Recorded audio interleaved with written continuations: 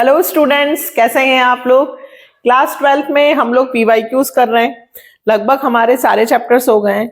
Admission और इसके बाद डेथ और डिसोल्यूशन, है ना, रिटायरमेंट, डेथ और डिसोल्यूशन। यहाँ पर मैं सिर्फ MCQs नहीं करवा रही हूँ, साथ में आपको पूरे चैप्टर का बेसिक कंसेप्ट भी साथ के साथ बताते जा रही हूँ, है ना।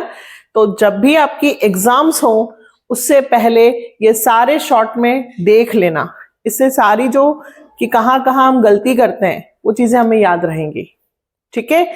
और इसके बाद हम लोग क्या करने वाले हैं, पूरे रिवैल्यूएशन में कैसे कैसे एडजस्टमेंट आते हैं, एक जर्नल एंट्री से रिलेटेड सारा कि एडमिशन का होगा तो जर्नल एंट्री क्या होगी, रिटायरमेंट होगा तो जर्नल एंट्री कैसे होगी, डेथ होगा तो जर्नल एंट्री कैसे होगी, डिसॉल्यूशन, एक क्विक रिवीजन में उसका बनाने वाली हूँ, ठीक है। तो ओवरऑल आपके पास बहुत सारा कंटेंट हो जाएगा। तो आज का हमारा एडमिशन का सेकंड पार्ट, आज हम revaluation, adjustment of capital, proportional capital, इनके रिलेटेड क्वेश्चंस करेंगे। करें स्टार्ट, चलो। पहला क्वेश्चन है बेटा, नित्या, विदुर और मीता प्रॉफिट शेयरिंग रेशियो है 3:1। They decided Sameer as a new partner. New profit sharing ratio Nitya, Vidur, Meeta और समीर का है 1:1। Balance sheet of Neeta, Vidur और Meeta before Sameer admission showed machinery 6 lakh की है, और on the date of admission it was found the machinery is over valued by 20%। Over valued है ना, मतलब 20% मशीन की वैल्यू ज्यादा लिखी हुई है, तो मुझे 20% वैल्यू कम करनी होगी। कैसे? फर्स्ट 6 लाख ज्यादा कितनी है बेटा, 20%, तो क्या करूंगी 100 + 20। अगर मैं यहां 20 से इंटू करूं तो रिवैल्यूएशन में कितना आंसर आएगा वो पता चल जाएगा। 100 से इंटू करूं तो डायरेक्ट बैलेंस शीट में कितना आएगा वो पता चल जाएगा। दोनों चीजें मैं बता रही हूं क्योंकि पहले के कुछ क्वेश्चंस में भी कुछ बच्चों के डाउट है, उन्हें अभी भी क्लियर नहीं हो रहा है कि 110 क्यों कर रहे हैं। तो देखो, मैं 100 से मल्टीप्लाई करती हूँ, 6 लाख डिवाइडेड बाय 120 इंटू 100, 0 12 5 जा 5 लाख। 6 लाख एडमिशन के पहले की मशीनरी है, ये वैल्यू 20% ज्यादा है तो इसको मुझे 20% कम करना होगा, लेकिन इसका 20% नहीं, ये तो 20% ज्यादा है, इसलिए इसकी वैल्यू कितनी होगी 120, है ना। तो 100% यानी कि 6 लाख की जगह मशीन की वैल्यू कितनी लिखी जाएंगी, 5 lakh. Value of machinery shown in new balance sheet. और यदि आपसे ये पूछे कि रिवैल्यूएशन में कितने रुपए लिखे जाएंगे तो आप बोलना 1 लाख। ये पूछा नहीं है बट मैं कंसेप्ट बता रही हूं। तो डेबिट साइड में यदि लिखना हो तो टू मशीनरी 1 लाख रुपए, ठीक है। Next, eight the time of admission of partner balance sheet में WCR है 80,000, जबकि क्लेम हो गया 1 लाख का। 80,000 है और क्लेम हो गया 1 लाख का, तो 20,000 रुपए ज्यादा लग गए, तो रिवैल्यूएशन के डेबिट साइड, ठीक है। फर्स्ट इसका आंसर होगा, पर समझा देती हूं। देखो, ये जर्नल एंट्री बनती है WCR 80 to workman compensation claim 1 lakh, ठीक है। तो डेबिट में कम पड़ रहे हैं तो रिवैल्यूएशन अकाउंट डेबिट। क्लियर बेटा? ठीक है, चलो next. On the reconstruction of firm the value of land was appreciated by 2 lakh. जब फर्म रिकंस्टिट्यूशन हुई है तो लैंड की वैल्यू 2 लाख से बढ़ गई। प्लांट एंड मशीनरी रिड्यूस्ड हो गई 7 लाख फ्रॉम 10 लाख। आपको गेन और लॉस बताना है। ध्यान देना, लैंड और बिल्डिंग तो बढ़ गई तो प्रॉफिट 2 लाख का, या तो ऐसे कर लो या डायरेक्ट शॉर्ट में ऐसे रिवैल्यूएशन लिख लो, है ना। अब लैंड एंड बिल्डिंग 2 लाख से बढ़ गई तो मेरा प्रॉफिट है, इधर लिखूंगी। और मशीनरी पहले 10 लाख की थी, 2 लिखा है बेटा। पहले कितने की थी? 10 लाख। 10 लाख से कितने की हो गई? 7 लाख। कितने से कम हुई? 3 लाख। 2 आता है तो क्या लेते हैं? डिफरेंस, याद रखना। तो 3 लाख का नुकसान। बस 2 ही एडजस्टमेंट है, तो 3 में से 2 गए, 1 लाख का लॉस रिवैल्यूएशन में। कौन सा आंसर होगा? B, loss revaluation 1 lakh rupees. ठीक है। Next, increase in value of liability, reconstitution firm is debited to revaluation account. बिल्कुल सही। लाइबिलिटीज जब बढ़ती है तो हम रिवैल्यूएशन के डेबिट साइड लिखते हैं क्योंकि लॉस है। Increase in value of liability is a loss, इसीलिए तो लिखते हैं। यानी कि दोनों बातें सही हैं, ए बी सी। कौन सा लिखेंगे? C. Both assertion A and R are correct and R is the correct explanation of assertion A. कौन सा लिखेंगे बेटा? C. Next, it is necessary, fifth ना, it is necessary to revalue assets and liability of firm in case of admission of partners. बिल्कुल, जब कोई नया partner firm में आता है तो हमें एसेट्स और लाइबिलिटीज की रीवैल्यूएशन करनी होती है। क्यों? क्योंकि अभी तक का प्रॉफिट हम पुराने पार्टनर्स आपस में बांटेंगे, नए को कुछ नहीं देना है। It is because the incoming partner is neither put to an advantage nor or disadvantage due to change in value of assets and liability. नया पार्टनर ना तो प्रॉफिट में हिस्सा लेगा ना लॉस में, क्योंकि वो तो अब आया है ना, तो अब प्रॉफिट लॉस डिस्ट्रीब्यूट करेंगे, है ना। यानी कि इसमें ए होगा, both assertion A and R are correct and R is the correct explanation of ए।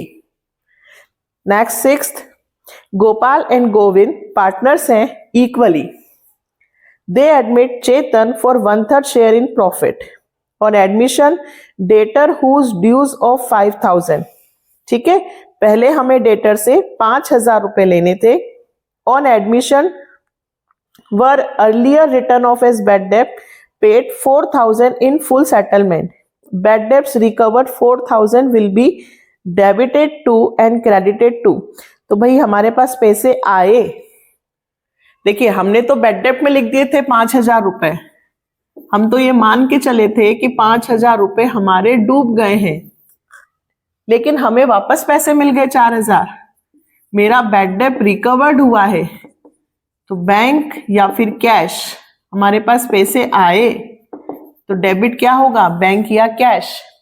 और रीवैल्यूएशन में यदि मुझे लिखना हो तो मैं कहां लिखूंगी? क्रेडिट साइड, क्योंकि बैड डेट रिकवर्ड हो रहा है। तो यहां पे आंसर्स को देखकर अपने को काम करना है। कैश और बैंक और रिवैल्यूएशन, तो कैश और बैंक डेबिट होगा और रिवैल्यूएशन में क्रेडिट होगा। इसका कौन सा आंसर होगा? सिक्स्थ का ए। ठीक है। नेक्स्ट, सेवेंथ, संता और बंता पार्टनर्स हैं 3:2। Kanta was admitted 1/5. On Kanta's admission, it was decided that machinery would be appreciated by 10%. Benefit है, बुक वैल्यू दे रखी है 80,000, 80,000 का 10% निकालो। Building would be depreciated minus unrecorded debtors 1250 would be brought to. Debtors आ रहे हैं, अनरिकॉर्डेड एसेट्स हमारा प्रॉफिट, और लाइबिलिटी 2,750 क्रेडिटर्स में इंक्लूड है but not to be paid. अब हमको पे नहीं करना है तो हमारा बेनिफिट हो गया। What will be the gain और लॉस? कैसे करेंगे? चाहे तो बस वही रिवैल्यूएशन बना लें।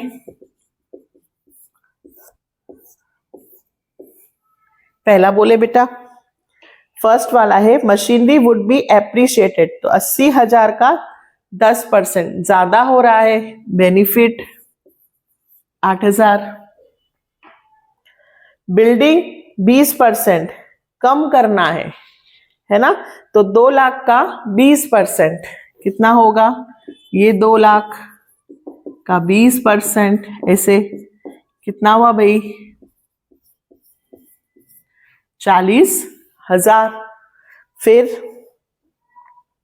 अनरिकॉर्डेड डेटर्स आ रहे हैं, बेनिफिट है हमारा, और क्रेडिटर्स जिन्हें हमें पेमेंट नहीं करना है, लाइबिलिटी नहीं, पेमेंट नहीं करना है, इतना बेनिफिट और इतना लॉस 40 में से माइनस करें,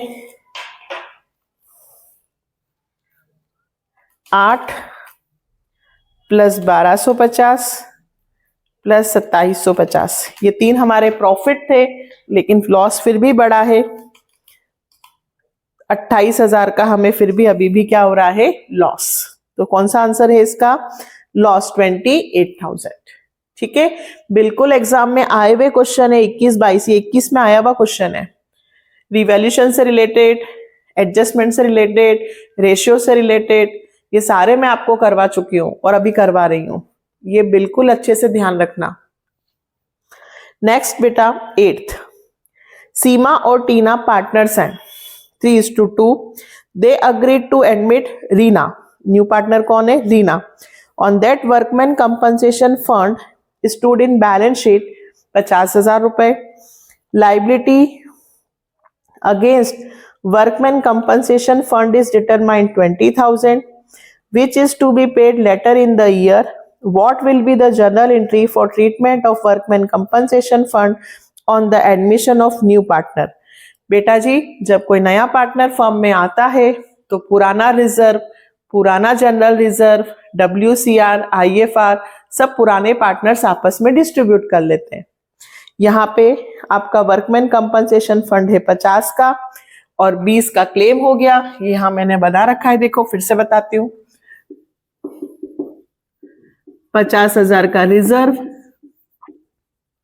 क्लेम कितने का हो गया, 20, बचे हुए कौन लेगा, पुराने पार्टनर्स, नए को कुछ भी नहीं मिलेगा, तो सीमा और टीना 3:2 में बांट लेंगे। कितने रुपए बांटेंगे, 30,000 को 3:2, 5-6 रीना और सीना जो भी है 18 और 12, ठीक है। जितना बचा, टोटल रिजर्व कितने का था 50, जिसमें से क्लेम कितने का हुआ 20, बचे 30,000 रुपए रीना और सीमा में पट जाएंगे।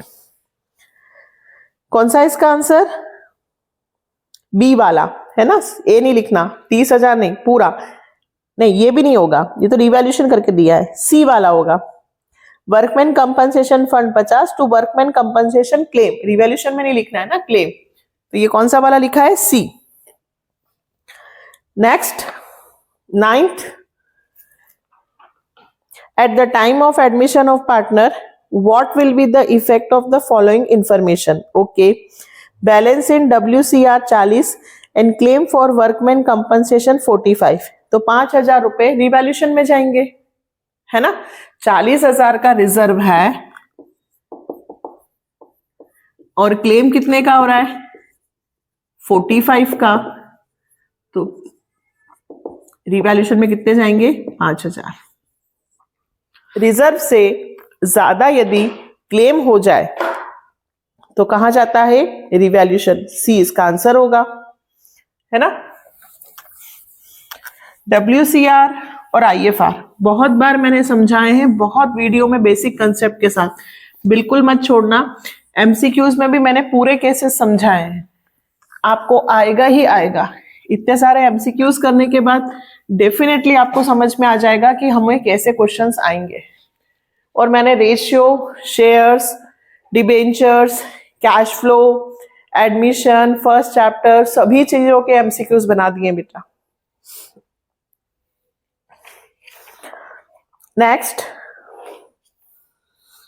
10th, एंजल एंड सर्कल, बहुत हटकर क्वेश्चन है, इतना इजी भी नहीं है, समझने की जरूरत है। पहली बार में यदि आप देखोगे तो गलती करोगे, देखना।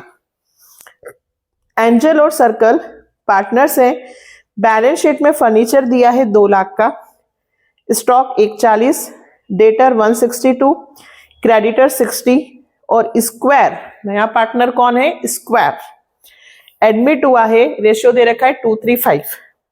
Stock was revalued 1 lakh. अब बेटा पहले देखो स्टॉक 140 का है, अब 1 lakh. Creditors 15,000 are not likely to be claimed, benefit है। Debtor 2000 have become irrecoverable, provision बनाना है 10%। Angel share in loss on revaluation amount 30,000, revalued value of furniture will be. Most important ध्यान ये देना है कि रीवैल्यूएशन अकाउंट में क्या क्या आ रहा है पहले वो लिख लो, ठीक है, जल्दी ऐसे ही होगा। देखो स्टॉक पहले कितने का था, 140 और अब कितने का हुआ, 1 लाख। 140 से 1 लाख, 40,000 से मेरा स्टॉक कम हो रहा है, नुकसान। Creditors 15,000 not likely to be claim, मेरा बेनिफिट है। बाय क्रेडिटर्स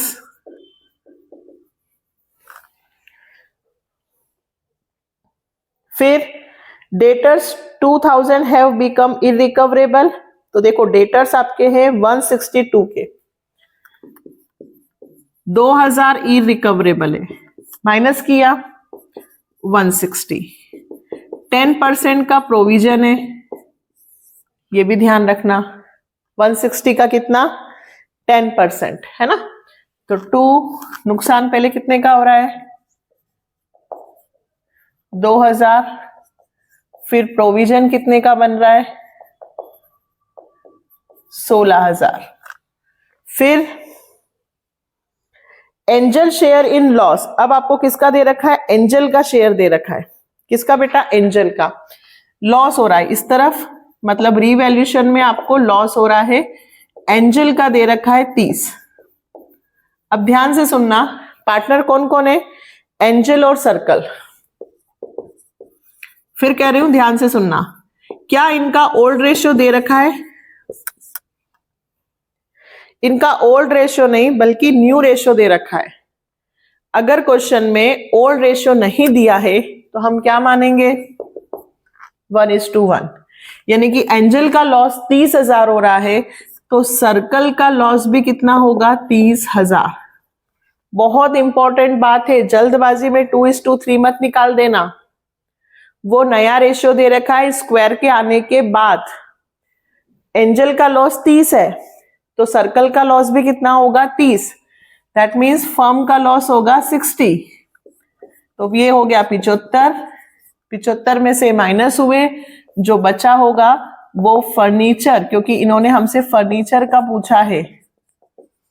हम क्या करते हैं, इन सबको जोड़कर लॉस निकालते हैं। यहां उल्टा है, यहां लॉस दे दिया, इन सबको जोड़कर जो बचेगा वो फर्नीचर की वैल्यू आ जाएगी कि फर्नीचर में कितने रुपए का डेप लगा। कितना आएगा, 75 में 40 और 2 42, 75,000 माइनस 42 और 16, 17,000 रुपए। 17,000 रुपए इधर कम हो रहे हैं, यानी कि फर्नीचर की वैल्यू 17,000 रुपए से कम होगी। बात समझ में आई, ये बहुत बार प्री बोर्ड में भी दिया गया है। पूरे क्वेश्चन में हमने एक वैल्यू को गायब कर दिया है, हो सकता है इधर की जगह इधर आ जाए एग्जाम में, है ना। तो यहाँ पे 17,000 रुपए इधर आ रहे हैं, मतलब फर्नीचर की वैल्यू कम हुई है 17,000 रुपए से। अब फर्नीचर पहले था 2 लाख का, 17,000 की वैल्यू कम कर दो तो 183। अगर मान लीजिए ये इधर आता तो फर्नीचर 17, तो वैल्यू बढ़कर लिखते, है ना। तो 1,83,000 इसका आंसर होगा डी, ठीक है। अगला भी मोस्ट इंपॉर्टेंट की कैटेगरी में दूंगी और बिल्कुल एग्जाम में आएगा, प्रोविजन और बैड डेब्ट से related general entry. 11th, eight the time of admission new partner Vasu, old partner Paresh और प्रभव had डेटर्स ऑफ 6,20,000 और प्रोविजन फॉर डाउटफुल डेप्ट हुआ है 20,000। इन देयर बुक, मतलब पुराना प्रोविजन फॉर डाउटफुल डेब्ट हमारे पास 20,000 का है. As per term of admission assets were revalued and it was found that debtors worth 15,000 had turned bad. 15,000 के बैड डेप्ट हुए हैं. अब आपने तो प्रोविजन कितने का बना रखा है? 20 का. तो ये 15,000 रुपए का जो बैड डेप्ट है ये उसमें से राइट ऑफ हो सकता है. Hand should be return of with journal entry. तो बेटा जी 2 जर्नल एंट्री बनेगी. पहले आपका कितने का डूबा? 15,000. पहली जर्नल एंट्री बनेगी बैड डेप्ट टू डेटर, कितने रुपए से? 15,000. और ये जो बैड डेप्ट है ये हम पुराना जो प्रोविजन फॉर डाउटफुल डेप्ट है उसमें से रिकवर कर लेंगे. तो अगली एंट्री बनेगी प्रोविजन फॉर डाउटफुल डेप्ट टू बैड डेप्ट्स. कितने लिखूंगी? 15. प्रोविजन था कितने का? 20. तो 15 उसमें से राइट ऑफ हो गए, 5,000 का प्रोविजन बचा है ना. ये 2 एंट्री बनेगी. Clear?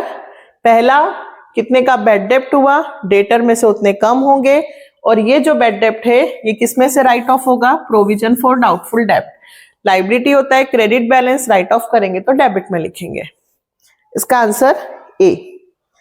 Next 12th, revaluation account is prepared at the time of admission of partner. बिल्कुल सही. It is required to adjust the value of assets and liability at the time of admission of partner so that true financial position of the firm is reflected. दोनों बातें सही हैं. R is the correct answer भी है.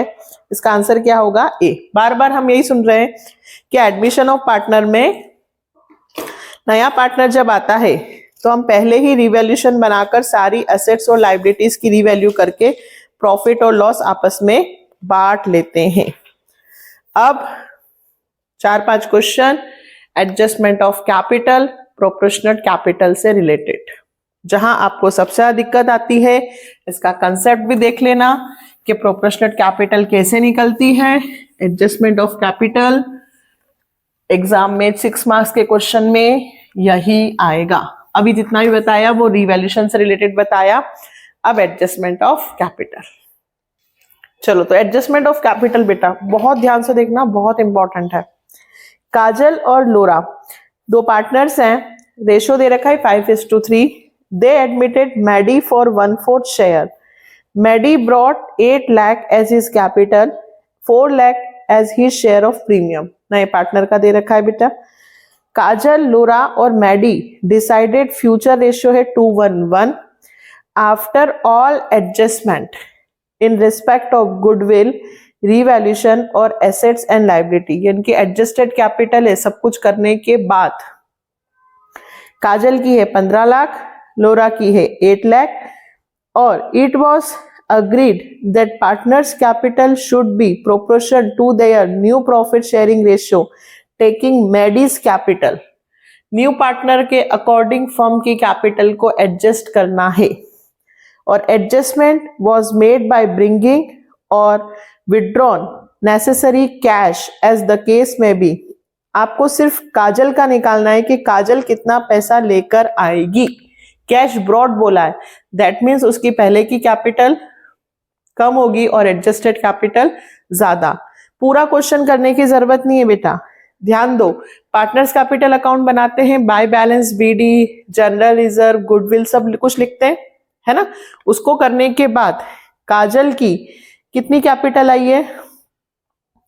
काजल की capital I है 15 लाख. ये काजल की कौन सी दे रखी है? Adjusted capital. ठीक, इतनी कैपिटल उसकी आ रही है. अब मैडी जो न्यू पार्टनर है वो कितने के लिए आ रहा है? 1/4. और 1/4 के लिए मैडी कैपिटल ला रहा है 8 लाख. कैपिटल ऐसे लिखेंगे ना, कैपिटल ऑफ 1/4 शेयर. तो 1/4 शेयर के लिए वो 8 लाख है. तो कैपिटल ऑफ होल फर्म याद करो, नए पार्टनर के अकॉर्डिंग पूरी फर्म की कैपिटल निकालेंगे. 8 लाख इंटू 4/1 32 लाख। ये कैपिटल न्यू रेशियो में बटेगी। अब सबके न्यू रेशियो में बांटने का समय नहीं है, हमें सिर्फ रेशियो का क्वेश्चन करना है, तो हम सिर्फ काजल का ले लेते हैं 211। तो काजल का कितना है 2/4, तो 32 लाख इंटू 2/4, यानी कि उसकी कैपिटल होनी चाहिए 16 लाख। उसको अपनी कैपिटल कितनी एडजस्ट करनी है 16 लाख, जबकि उसकी कैपिटल एडजस्टेड में आई कितनी 15 लाख। तो 1 लाख रुपए, कितने 1 लाख रुपए उसको लाना पड़ेगा। बिल्कुल सही, ठीक है। उसकी न्यू कैपिटल कितनी दे रखी है, कितनी आई अपनी 16 लाख। उसको 16 लाख रुपए अपनी कैपिटल को रखना पड़ेगा और उसकी एडजस्टेड कैपिटल सिर्फ 15 लाख आई है। मतलब रीवैल्यूएशन, प्रॉफिट सब कुछ जोड़ने के बाद एडजस्टेड कैपिटल इस तरीके से होंगे क्वेश्चंस। 15 लाख, तो 1 लाख रुपए काजल के कम पड़ रहे हैं, वो घर से लाएगी। ये था एडजस्टमेंट। फिर से बताऊं, फिर से सुनना। नया पार्टनर कौन है, मैडी। मैडी 1/4 के लिए कितनी कैपिटल ला रहा है 8 लाख। इससे एक साथ पूरे फर्म की कैपिटल निकालो और फिर जिसकी पूछी उसकी निकालना, और उसका कंपैरिजन पुरानी जो एडजस्टेड कैपिटल, ये पुरानी नहीं है, इस कैपिटल में रिवैल्यूएशन, गुडविल, कैपिटल सब ऐड है, ये इतनी है। मतलब उसके पास 15 लाख हैं, जबकि उसको बैलेंस रखना है 16 लाख का। 1 लाख रुपए ज्यादा चाहिए, घर से लाएगी। सपोज करो यहाँ पे 17 होते तो निकाल लेगी, है ना। नेक्स्ट अर्जुन, बबीता और चार्ली पार्टनर्स है 2-1। दे admit Dheeraj 1/5 share. He has to contribute proportionate capital to acquire 1/5 share in future profit.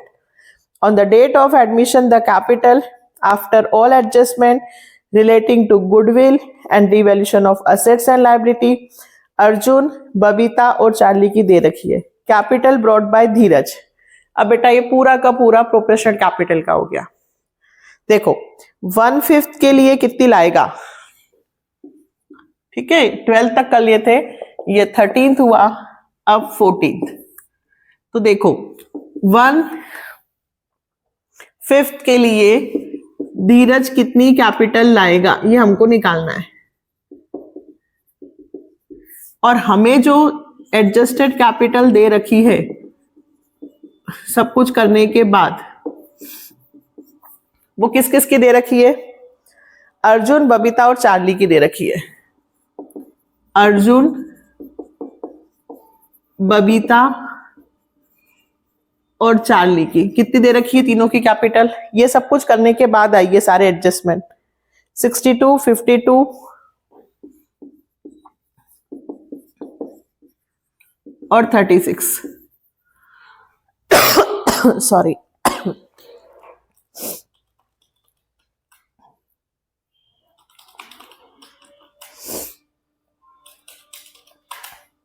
$150। ये 3 लोगों की कैपिटल है, चौथे की हमको निकालनी है। टोटल प्रॉफिट कितना होता है 1, 2, 3, 4, चारों को मिलकर प्रॉफिट कितना होगा 1 में से मुझे 1/5 की कैपिटल नहीं पता, लेकिन 4/5 की तो पता है। 4/5 की कैपिटल कितनी हुई 150। यही सिखाया था कि प्रॉफिट 1 में से जिसकी कैपिटल नहीं हो उसको माइनस कर दो, कितनी 4/5। कैपिटल ऑफ 4/5 शेयर, 4/5 शेयर की कैपिटल है 1.5 लाख, तो होल फर्म की कितनी होगी